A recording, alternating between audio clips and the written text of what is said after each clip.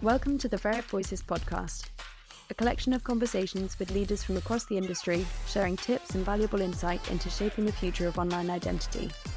This podcast is brought to you by the people of Veriff, rebuilding trust in the digital world.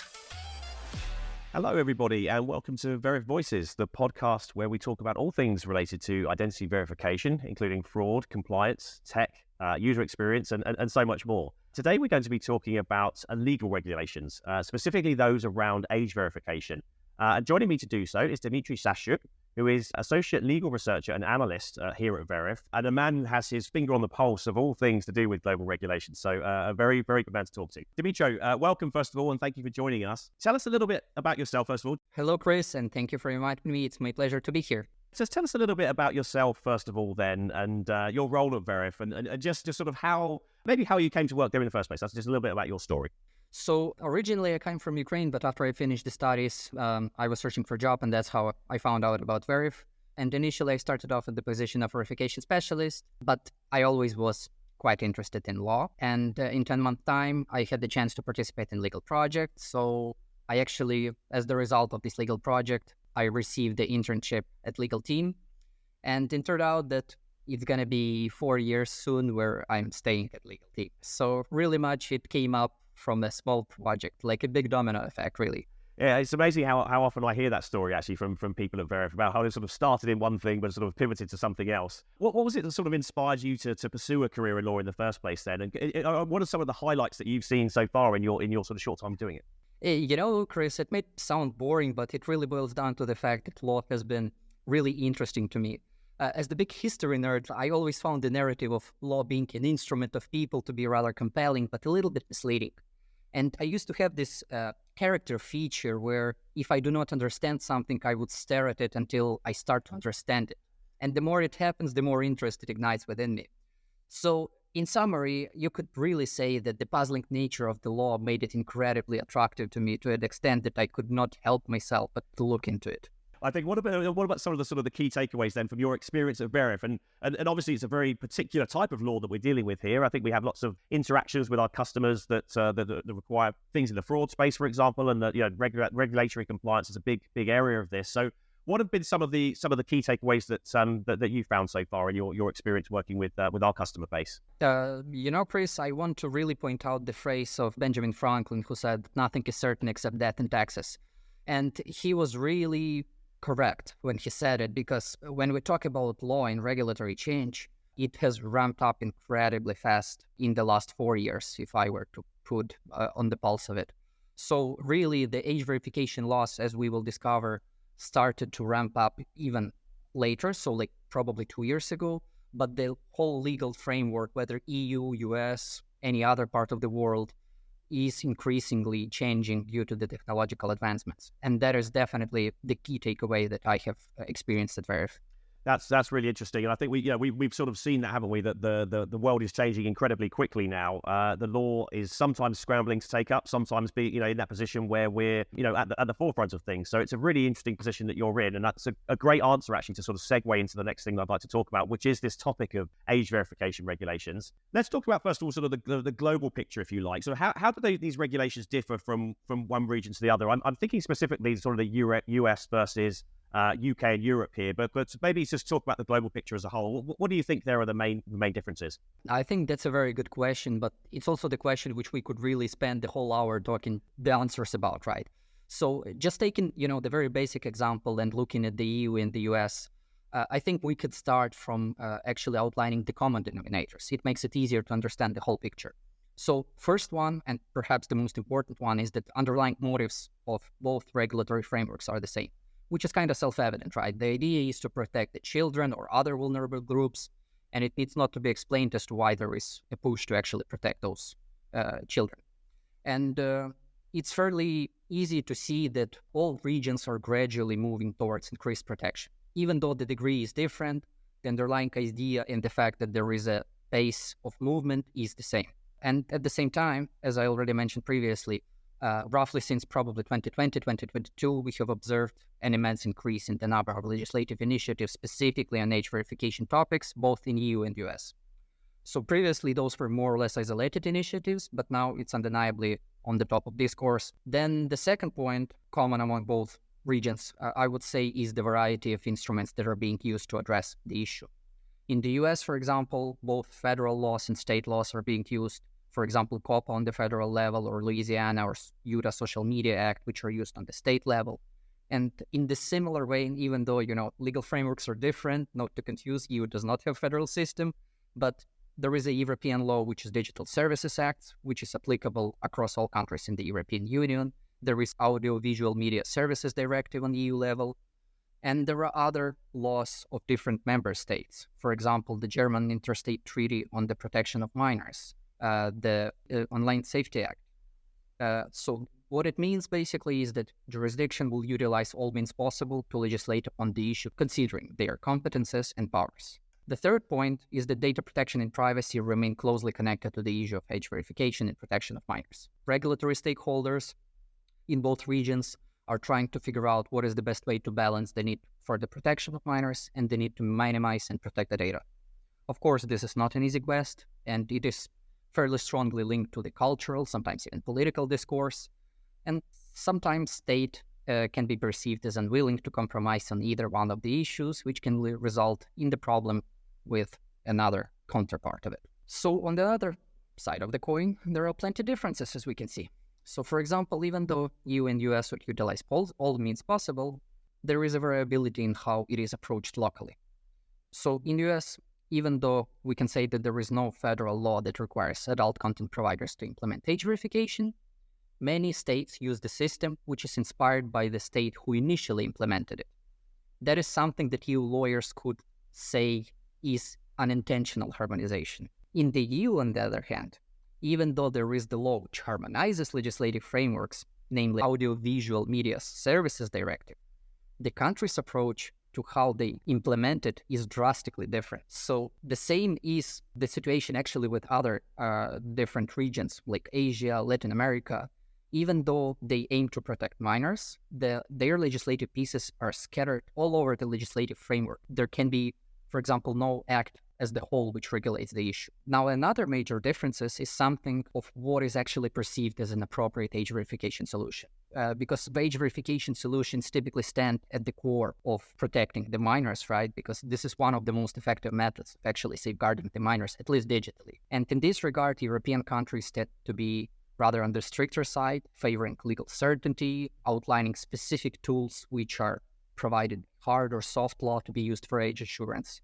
In the US, on the other hand, legislators do not necessarily, well, in some cases they do, but more often than not, they do not specify the detailed tools. They leave the room for businesses to find suitable measures themselves through the risk assessments or general market practices. But even though this means that some countries are more keen on requiring the use of technology to circumvent the access to harmful content, others will remain devoted to traditional regimes. Another final point of differences between the EU and US is more to deal with the cultural than legal framework.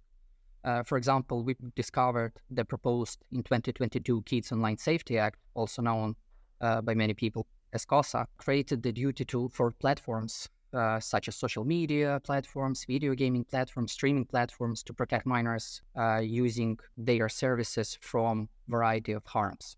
And already at the point of the proposal, we have seen the intense critique coming out that the law is not compatible with the first constitutional amendment. And the similar issue have always been surfacing in the different state laws in the US as well. And what is worth mentioning as well about COSA is that underlying issue cited is the idea that provisions are broad enough as to provide the choices for the providers, but they are also narrow enough to drastically limit those choices and essentially just allowing the choice of two, really. And raised concerns refer to the idea that harmful content can be used as the tool to circumvent basically free speech. They can block undesired narratives, or the platforms will be able to manipulate public opinions. And regardless of whether you believe these counter-arguments or not, some would come to the logical conclusion that since the EU is proposing the same legislation, then the similar problems surface in the EU. And that is not quite the case. While there is always some degree of healthy critique on legal initiatives in Europe, I, for once, cannot recall seeing an analogous public reactions to the proposed EU laws and regulations on minors' protection. And I have two hypotheses as to why it is so. The first one being that EU countries tend to engage more with stakeholders such as businesses, civil interest groups, or even academia. And I think that it allows legislators to propose initiatives when the time is right, and when the businesses and other stakeholders who would typically oppose these initiatives already found the consensus with them. And the second hypothesis is that EU country regulatory initiatives are not as politicized and lean more towards actually social policy and advancement of public interest. Of course, some degree of politics is inherent to any legal initiatives. It is government, after all, who establishes the laws in the first place. However, it seems to me that the consultation point, which we previously talked about, is actually something that makes it easier for legislators to find the right balance between possible conflicts of interest, such as purpose of policy and stakeholders' interest. You mentioned there around the Kids Online Safety Act in the US, and it's how sort of at the sort of proposal stage at the moment, and it's going to going through the process there. Let's talk about a piece of legislation that does exist, in its current form, which is in the UK, the Online Safety Act. Can you tell us about why that is a very significant piece of legislation, and what is it about that is maybe influencing other areas in the world as well? Absolutely. Online Safety Bill is undoubtedly the landmark piece of the law. It has very compelling aim of making the internet a safer place, not just for children, but actually for all. And this is really the first regulation in the UK that targets specifically online platforms and similar types of businesses, digital businesses.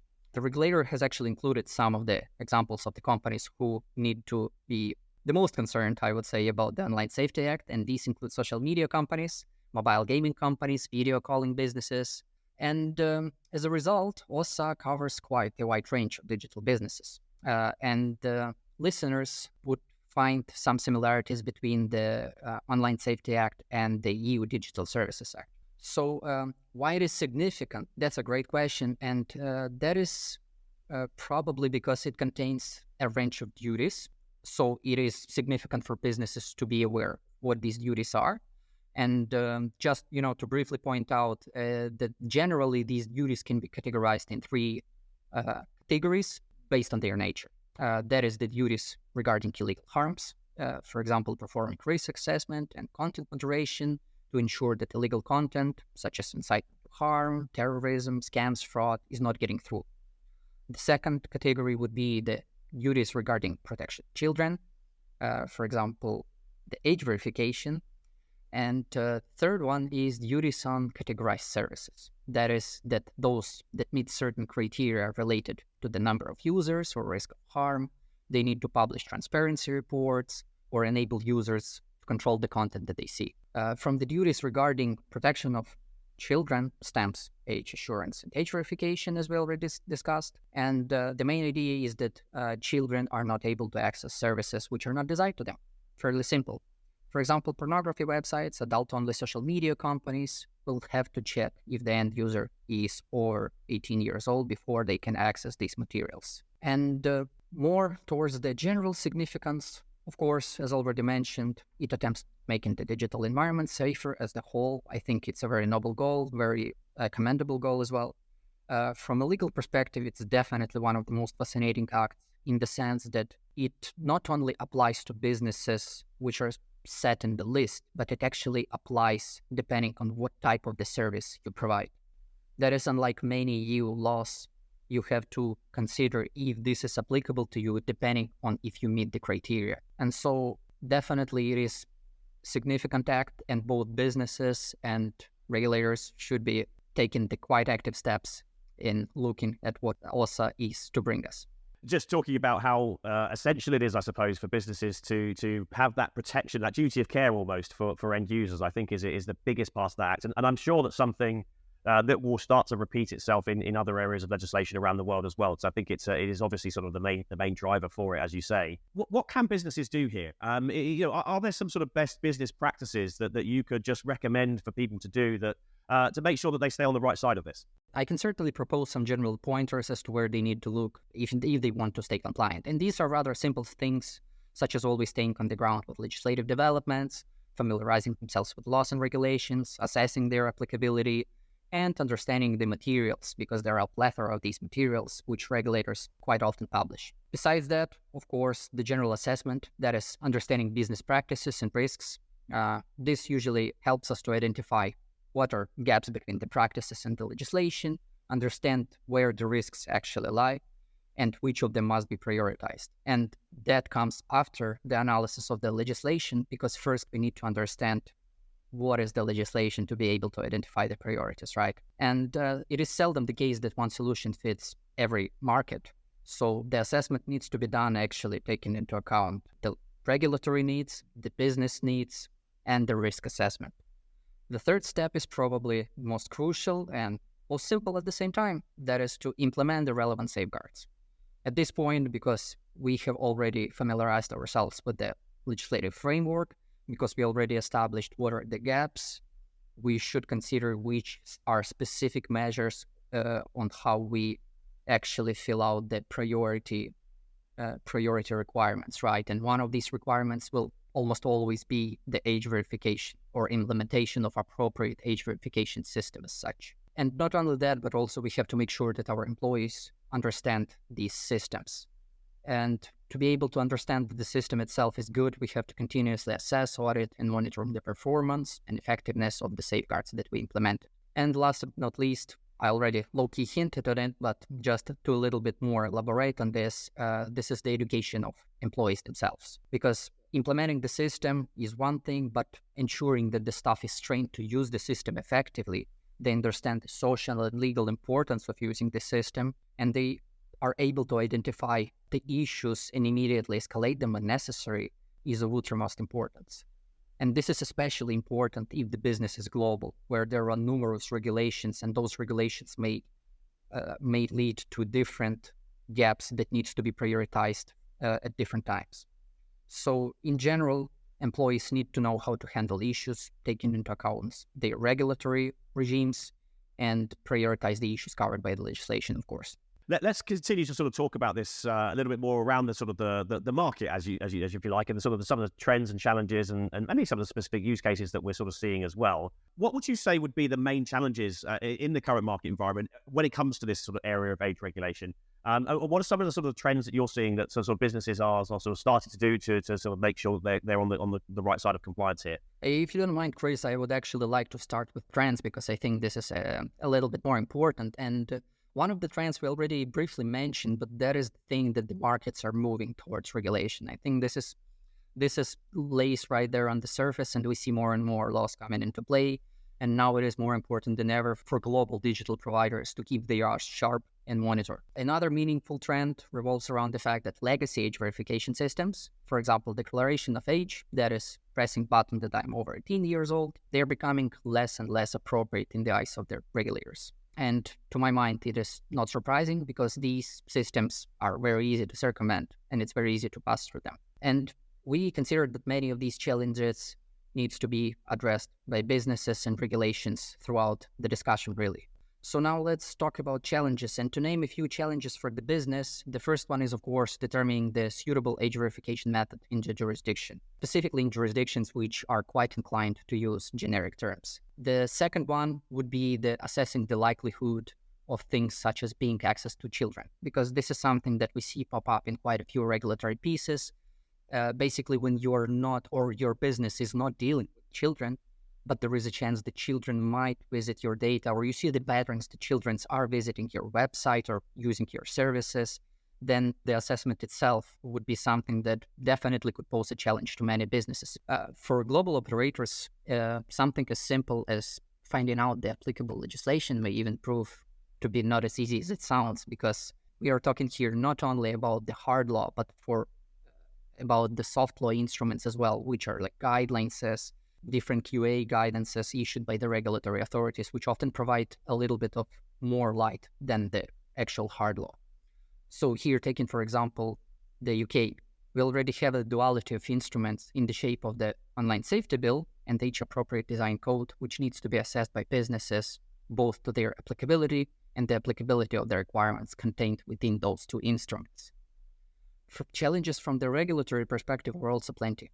First of all, they have to find the balance of freedom to access the information, protection of minors, and data protection all at once, and understanding how they can effectively supervise all of the segments that can fall under the scope of the law. And as we saw now that much more of the services can potentially be under the scope of the law, I'm not super convinced that it's going to be easy for supervisors to actually be able to tackle all of the potential supervised segments. Next, I would also point out that deciding on what role technology can or should play in assisting companies is also something that is proves to be challenging for quite a few jurisdictions and regulators. There are some basic examples, but as this field matures out, we will see that there are many more diverse challenges to each of the stakeholders in the chain, even end users. There are certain industries, I suppose, where this will be more applicable than others, as you kind of hinted to with your answer there. What are those industries? What are the industries that need to be most aware of age verification regulations? And I think it'd be great too if you have any examples of things that have been in the news recently around non-compliance. That would be really good to sort of illustrate this. I think in the first line, we can establish really the businesses who are at core, right? And these would be gambling companies. These gambling companies were always subject to ensuring that their players are over 18 years old. Of course, then comes adult entertainment providers, digital sellers of restricted goods, such as alcohol or tobacco. And now, interestingly, with the new wave, the social media platforms also have to be more cautious about this. But at the same time, and this is something that I'm probably going to be a little bit repetitive on, but we see that the law tend to extend nowadays quite a bit beyond the specific business segments and actually regulate the method of the service provided, and particularly in the view of how likely the service is to be accessed by children. So other digital businesses, regardless of what is their service, should definitely acknowledge and consider applicability. And here, especially platforms distributing video games, streaming services, and retailers overall come to mind. And we have not heard much regarding aspects of penalty yet, but it is partially due to the fact that many of the laws are fairly recent, right? They only came into force, been adopted, but also because many of the earlier enforcement decisions really are not exposing high-profile businesses' non-compliance, but rather deal with smaller local companies. But some of the notable and interesting cases which we heard about, and probably wider audience have also heard about, to name a few, are perhaps the most well-known, and the one which is fairly recent would be the TikTok fine of 300,000 million euros for multiple data processing violation, and most notable one for our purposes would be not taking into account the risks posed to under 13-year-olds on the platform whose accounts were made visible to all other users. And very interestingly, the story does not seem to end here, as the last month the European Commission has also launched formal proceedings against TikTok for breaching minors' protection obligations under already mentioned Digital Services Act. So we are yet to see how the story unveils. Now, in the more traditional sense, we know that there was a Spanish Data Protection Authority fine on TechPump Solutions, who is the owner of a range of adult content websites in Spain. The fine was €500,000, again for data processing violations, but notably one of those violations included not requiring the consent of holders of parental authority or guardians to enable minors to access the relevant web pages.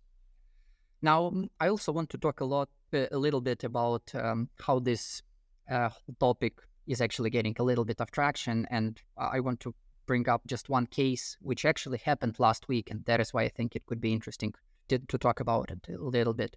And in the last week in the US, one website which is probably quite famous, I would guess, Pornhub, has been sued by the Texas Attorney General for failing to implement specifically age verification measures which are required under the Texan law, which we actually covered in one of our blogs. And while the case is still ongoing, I invite everybody who listens to this podcast to actually track the case with us and see how it works out. So just, to summarize, we also saw in Germany, for example, that there were a lot of reports regarding the companies breaching the law, but we haven't really heard about litigations. But as I tried to actually look into the topic itself, I find that the German supervisory authority was actively blocking adult content providers here, like all over the place, right, which do not comply with their age verification measures. So to sum it up, we can definitely see that there is a lot of going on, and a lot more than it used to. Absolutely, and I can see that trend only going one way, actually, because as you say, this legislation is still relatively new, so the longer it's been around, the more companies will start to fall foul of it, I'm sure, and we'll see more of these kind of cases. But I think that the examples there, they really illustrate the point, don't they? That there is obviously a financial penalty that comes with non-compliance, but there's also a reputational damage that comes with it too, which is really hard to put sort of a dollar value on in terms of the impact of the company, but certainly those companies, you mentioned the video gaming space, I think being one that is, we're seeing a lot more of this actually, whereas it's almost the reputational damage, which is the main driver or the threat of it that is causing companies to sort of start to use some of these solutions to sort of make sure that they are on the right side of the legislation. So let's talk about those solutions. I think that's a really good sort of link into the next area for this. Veriff particularly has a couple of options here, sort of the age verification, age estimation, and so on. I think particularly the sort of the biometrics, the sort of the breadth of document coverage all sort of comes into play here. What is it about those solutions that can help businesses stay on the right side of the age regulations that you're seeing? I think that's a great question, Chris. Thank you for that. And I already want to connect us a little bit to what I previously said. I think that very often we see that in those legislations, the underlying or the most important of the requirements really boils down to implementing appropriate age verification system, the one which helps businesses to ensure that harmful content is not actually getting through towards the children. As Veriff operates globally, we have perfect arsenal of the solutions which can do just that, to give the seamless age verification or age estimation system, which allows to verify the users either with the government-issued identity document or without. And that what it means to our customers is they can stay compliant with existing laws requiring the implementation of this system. And sometimes in some jurisdictions where these laws are absent, they can stay ahead of the curve. With regards to the documents, it's worth to point out that the Veriff has more than 10,000 supported documents, and basically, Veriff supports 4 main types of identity documents in more than 230 countries. And that can definitely help companies to work really globally. But in case the companies really don't want to get themselves involved with identity documents, we also have the solution for that. Our age estimation solution, which uses special biometrics, does not require the identity document. This is a low-friction solution, and it will enable you to convert more users faster, make it easy for businesses to verify any user who want to access age-gated products or services and who do not want to share their identity document. So really, I think that is, to summarize, right, I think the main premise on how Veriff can help is by making sure that you can stay compliant with the regulations by implementing effective and seamless solutions. And I think what's these types of conversations, I think whenever we're talking about legal regulations, I think the thing that comes up most is what's next? What's the next thing I need to be sort of concerned about? And I think I know you never like to use your crystal ball and make concrete predictions, but what would you sort of foresee as this year unfolds, maybe into next year as well? How would you expect the regulatory landscape to change around this? Well, Chris, I don't really like to speculate, but I think that it is rather good to actually talk about at least some of the things which we think might happen, right? Because we have fairly good base to presume why they would be happening. So the first one is the point which we already covered today. It is that the country are likely to continue the trajectory of actually adopting the regulatory frameworks to regulate age verification. And I think it is worthwhile to bring up the fact that we expect that with the time and experience of others, regulators will be able to provide more legal certainty with what they actually want, that is regulatory expectations. And this is one of the attributes that is quite often nowadays is viewed negatively, as some legal frameworks do not present enough granularity, right? How businesses can achieve compliance in practical terms. But another development that we can predict is that legal frameworks can become more agile. They would be taking into account the needs of smaller businesses and other social actors, which we also briefly covered earlier. And as we already established, this market is very unlikely to have one-size-fits-all solutions, but smaller businesses are often inherently disadvantaged due to not having either people power or funds necessary to afford technological solutions. But talking about technological solutions, we also certainly see that more and more countries' regulators start looking more in depth as to what and how technological solutions can assist businesses, whether big or small, in safeguarding minors. And I think that this trend is also super likely to continue, with more and more jurisdiction embracing the advantages of technology. We've obviously focused a lot on the EU, on the UK, on the US here. What are your expectations for other countries and regions adopting sort of similar regulations? Do you think that the Online Safety Act position that the UK has outlined is kind of going to be the driver for these other parts of the world to do a similar sort of operation? Yeah, I think that other countries eventually will join the endeavor if they have not already. But really, it's rather difficult to predict at the time when exactly this shift is going to start. Many already have the provisions scattered around their national frameworks, but we can see that the consolidation is happening at some point, right? We see, or rather we anticipate, that or the creation of the dedicated legal acts rather than pieceworks of the laws here and there will be happening. So I presume that in regions such as Asia, Latin America, Africa even, if there are no legislation right now which actually safeguards age verification requirements, which does not safeguard protection of minors, then these regions eventually will start developing the comprehensive and dedicated legal acts to enable businesses, first of all, to go pace in pace with other businesses, to stay competitive in the global market, and also just to safeguard the most vulnerable groups, right? Now, talking about the Online Safety Act in the UK and how it positioned itself in terms of online safety, I think it's an absolutely incredible start. It's really admirable start.